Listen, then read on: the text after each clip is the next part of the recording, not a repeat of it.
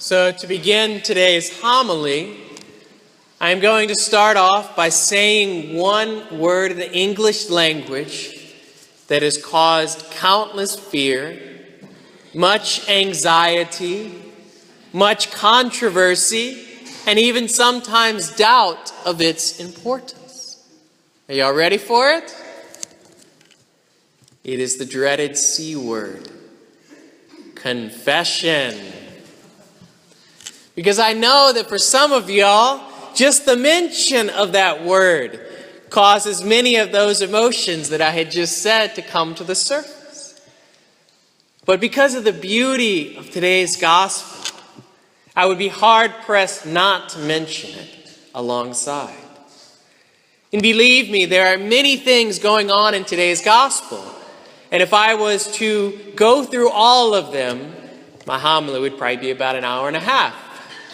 But lucky for y'all, I'm just going to highlight a few key points that really illustrate Christ's love. The first, we have to understand the situation. So we really look at the woman herself. Because even before Jesus begins to speak to her, we can learn something very important about her. She is an outcast and seemingly shunned by her community. And how do we know this? Well, because she comes to the well at the 6th hour or noon.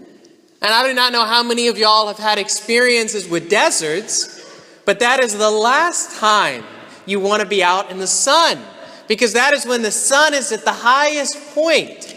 And therefore, it is the hottest part of the day, and the sun is just literally baking you.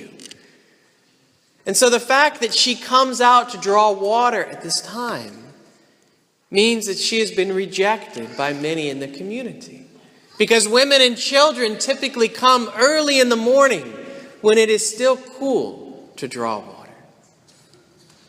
And in addition to that, we also notice that she's by herself, which in a sense reinforces that reality, because anywhere in that part of the world in which you were by yourself could be very dangerous, because there are bandits and things that were constantly roaming along the roads. The second important point that we need to illustrate is the well itself. Because in the Old Testament, wells were places of betrothals. It was where many people went to meet their future spouse. And there's two very important examples from this. We have Moses, who met his future wife, Zipporah, at the well when he comes and drives them away so she can receive water.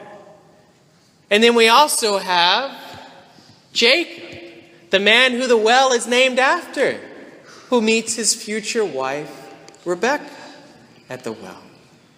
So in the Jewish mind, when you speak of a well and a man and a woman, it would immediately bring to mind the thought of betrothal. And that is exactly what is going on here. Of course, not in the same way as Moses and Jacob. Because Jesus, by speaking to this woman at a well, is using her to prefigure his betrothal to the whole world. And we know this because of his mention of living water. Because later in the Gospel of John, we read about how on the cross, Jesus shed blood and water. And yes, Jesus does come to the well to court this woman. And of course, not in the way of entering into an earthly marriage, but to prepare her heart to receive the marriage he will offer to mankind on the cross. The living, flowing water that he offers from his side stands in direct contrast to the dead, unmoving water of the well. And by offering that living water, he is telling her that he has come to free her dependence upon things that will cause death, her sins, and offers to her something that will bring life, his love.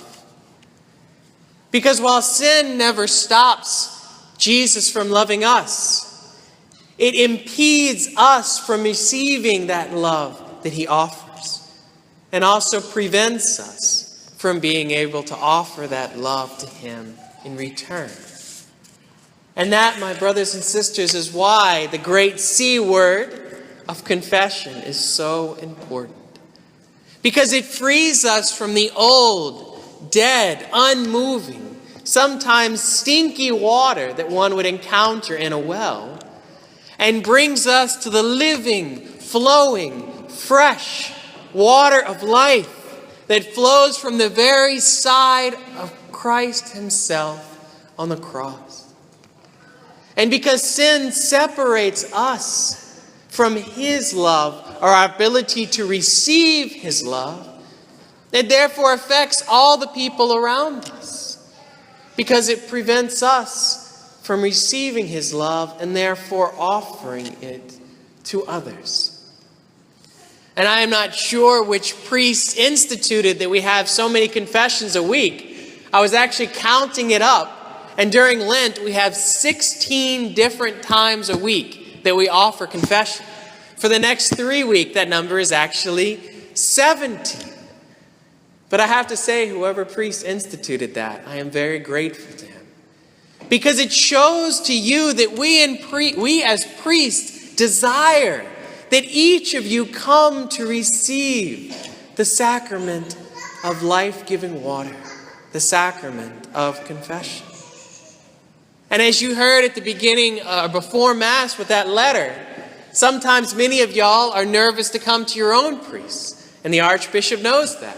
So he instituted that at each and every church in the Archdiocese, for the next 3 Wednesdays, from 5:30 p.m. to 7 p.m., I can say that again, each and every church in the Archdiocese, the next 3 Wednesdays, 5:30 p.m. to 7 p.m., that way y'all make sure you remember it, the sacrament of confession will be offered.